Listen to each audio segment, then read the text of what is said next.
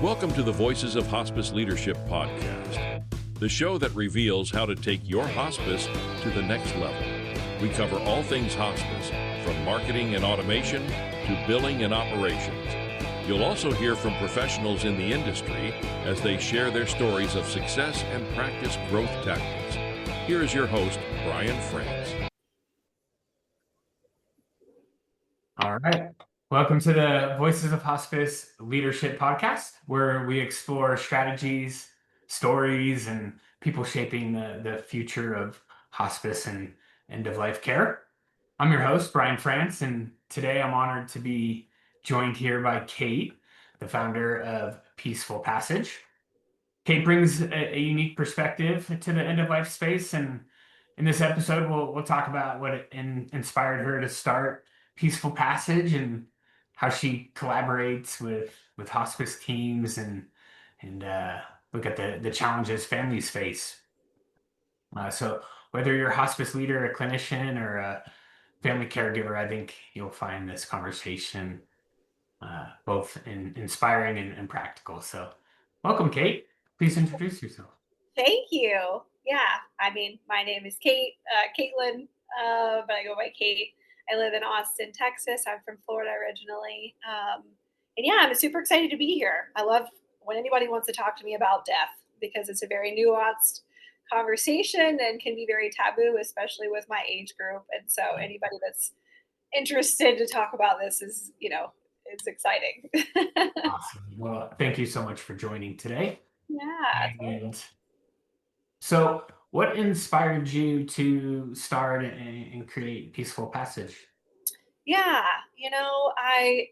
it started a while ago. I would say before I even understood what it was that I wanted to do, I knew that I wanted to work with people that were very close to the edge, people that were very sick, people that were experiencing a lot of pain and trauma. And I didn't know what all of that looked like. I just knew that there was something in that space that felt very sacred to me, that felt very raw and real. And so I've kind of structured my entire career around that. And it started off with going into nursing school and thinking that was the route that I was going to take, to quickly find that, clinical work wasn't really my thing. And so again, structured my entire career around, understanding more about end-of-life care, working with hospice, working in the medical field, kind of adjacent. And yeah, just finding that there were a lot of holes in end-of-life care, and that there's so much that can really be done, to support families and people that are navigating end of life. So. Awesome. Yeah. Awesome. Thank you for sharing. And so what does, or how does your role differ from or complement hospice services? Yeah. So, I like to say that I run adjacent to hospice. So hospice is a wonderful program, as I know you know. It offers so many benefits, for folks that are really needed. It's a bundle of benefits that you get, usually over 65. But what I noticed was that Medicare only covers so much. And so there's still all of these holes that need to be plugged in. And so, from my perspective, I'm not medical, I am not a clinician. I'm not a chaplain. I'm not a social worker, but I do have, a set of skills and that I believe is useful in being able to liaise conversations, to be able to be an advocate for patients. And so, really what I do is non-medical logistical planning, kind of like, a wedding planner would be, or, someone that's an event coordinator. I actually am an event coordinator with another position. So it fits in very nicely. So I can kind of function as like a personal assistant for different things that need to get done. And there's just a list of those things, those things could be. Awesome.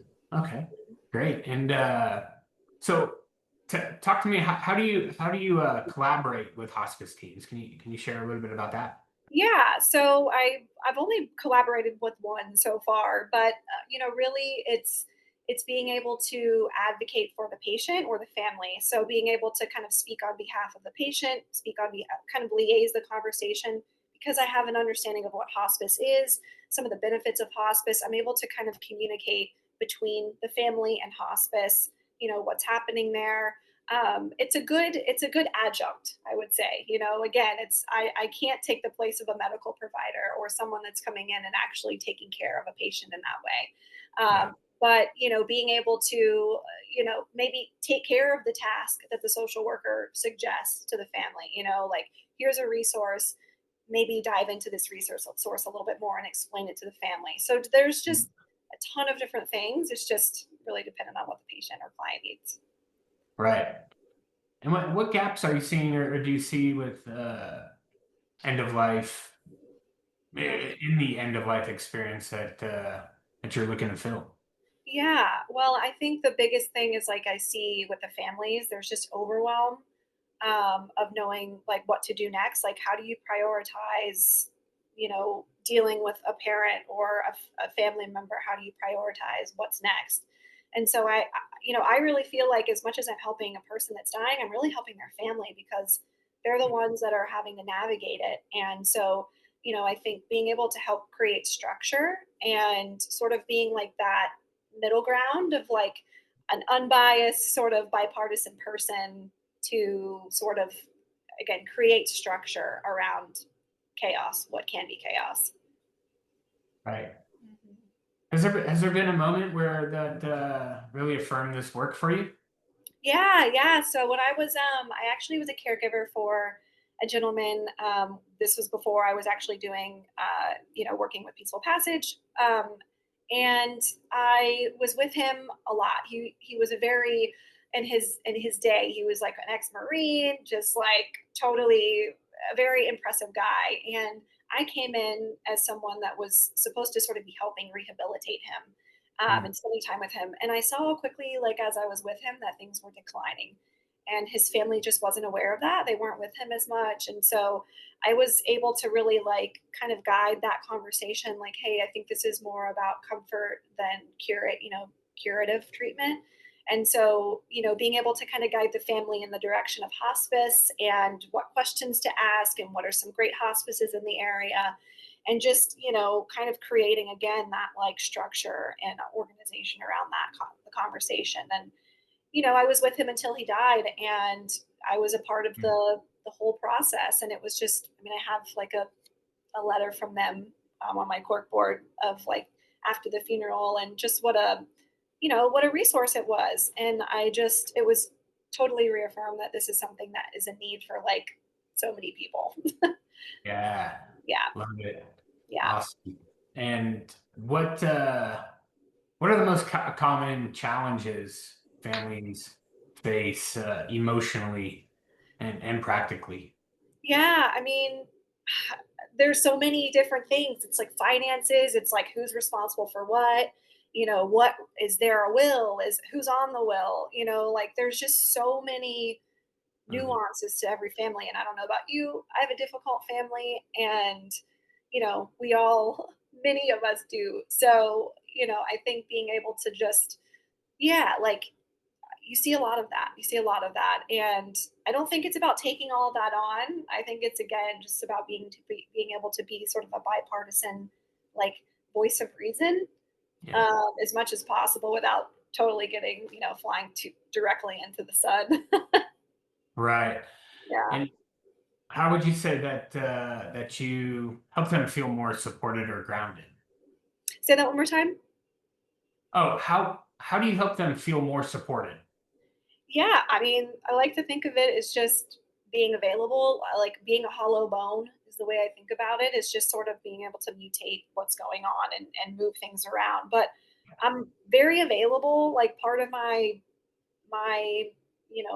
shtick is, like, I'm very available. So on call usually. So if something comes up, I'm there to, like, knock it Yeah. out right away. I like to just be, available for folks. And I think that helps to have somebody to be like, hey, I need help with this. Can you do this? So yeah, I think that's something that I definitely am able to provide. Yeah, I love that. Like being available, like when that phone rings, that you know that person has a need, and you can solve that right then and there. Yeah, it's That goes nice. a long way. Totally. We all just want to be supported. I think we're all like little kids inside. I know I am. And, yeah, just being able to have someone to call. to Yeah. offer some insight. And I'm still learning, I'm no pro. But I do think that, being able to just feel very grounded and trusting in the fact that like this is something that I know I'm able to provide for people. Awesome. So Do you have a story you're willing to share that shows that shows the impact of this kind of support? well, I mean, yeah. So I think it happens a lot. I talk about death a lot. I talk about what I'm doing a lot. And, it's for folks that have been through, an experience of losing a loved one or a friend or something like that, they immediately are drawn back to that moment where they had to be the decision maker in that situation. And remembering, how hard that was and thinking, wow, I could have really used help and support. And it just, again, it reaffirms that this is I would say, universally understood thing that like it's hard to navigate this stuff on our own. And, how nice it would be to have someone to support and has, an understanding of what to expect. So I mean, that happens all the time, all the time. Yeah. Yeah. Awesome. What do you think hospice or what should hospice teams know about supporting caregivers and family dynamics?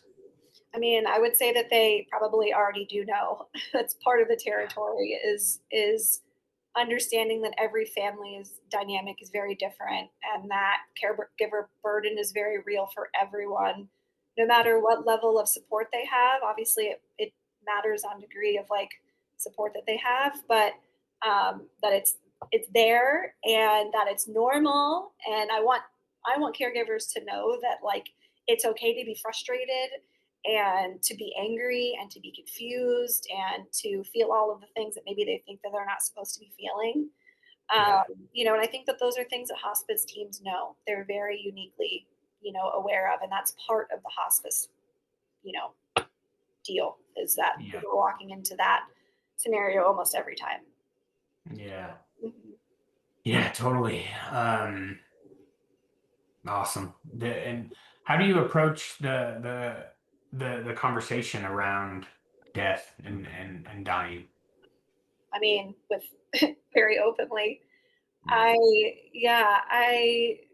Yeah, it's part of my spiritual practice, I would say. Like, there's a Buddhist sort of meditation around, death awareness. And I think it's something that I am very present with every day because I think it's a way to be very mindful of our lives and sort of the finite nature of our lives. And it's just something that's very, very a part of my life. And, I think that I maybe talk about it and navigate through that more fluidly than some folks. But I talk about it a lot and I share about it a lot. It's something that I really think is incredibly important for every single person to sit with at least sometimes and to understand because it Yeah. makes life, I think, sweeter. And, it's just really important to me. So that's kind of what I want to get across to folks, really. Awesome. Yeah. All right. And how have you grown Peaceful Passage and built awareness?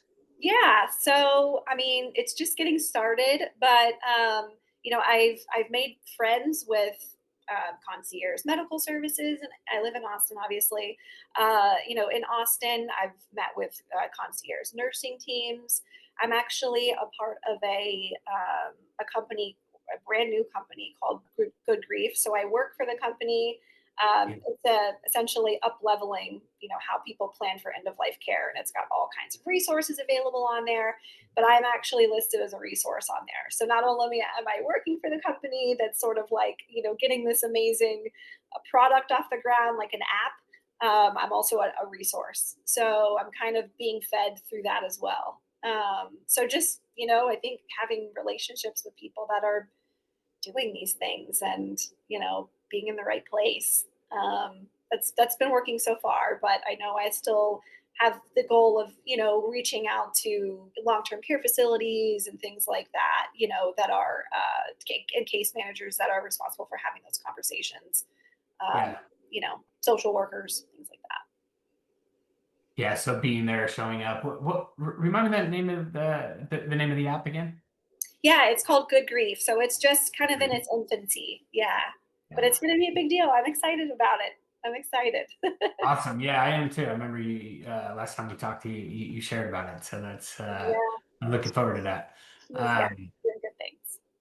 where do you hope to take Peaceful Passage next?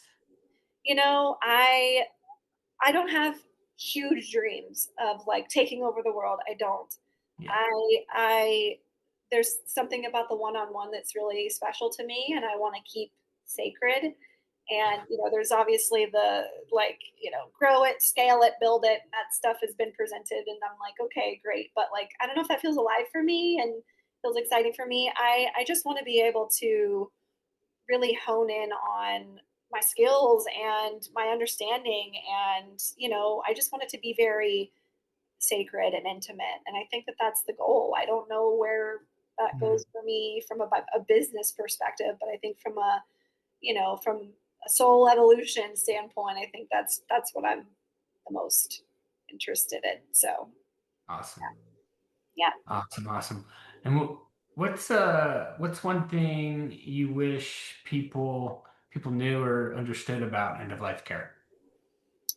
Well, that it's I mean, we're all need it. And I think that it's I think we are moving into a time again in this culture for sure, but I think we're coming back into a time of understanding the importance of this. This was something this is a lost thing that, in our culture, I think in America, we don't look at death. We kind of it's a conveyor belt behind the scenes, and I think that's changing. I think we're becoming more innately, or we're becoming more in tune with that process, and so I'm excited to be a part of that change. And I think that I think that that's kind of where the shift is going.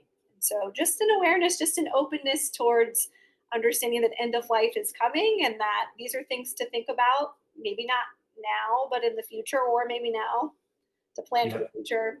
So Love it. yeah, How can others support or learn from your work? gosh, I mean, I don't know. I forgot to look at that question at the end.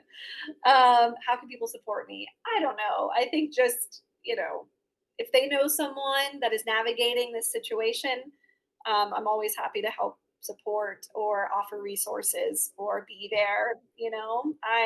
I feel very full in the network and community that I have, and so just feeding off the love of friends and community and people that are inspired by this work is fills my cup. So Okay. Thank you for today. Was there anything else that you wanted to share before we end?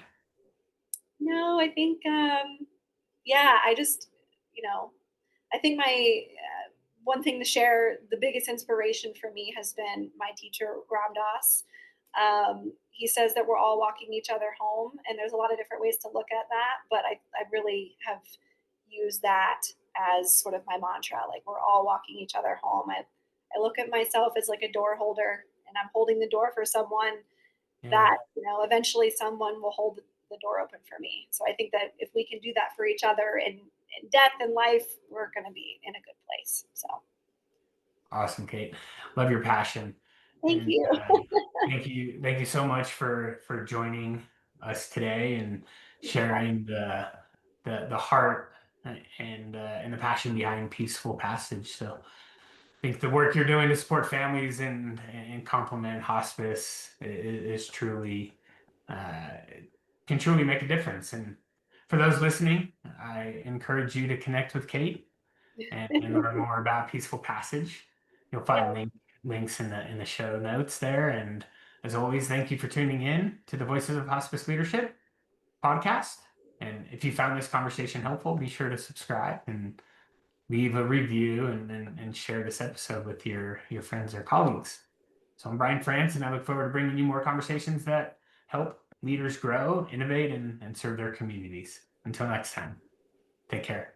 If you're looking to attract more families and share your hospice mission with a wider community, visit hospicecaremarketing.com/schedule to schedule your free consultation with marketing expert and founder Brian Frantz. Plus, join our free Hospice Marketing Mastermind group on LinkedIn to connect with other practice leaders and stay up to date with the latest strategies. If you enjoyed this episode, please take a moment to leave us a 5-star review. We'd love to hear from you.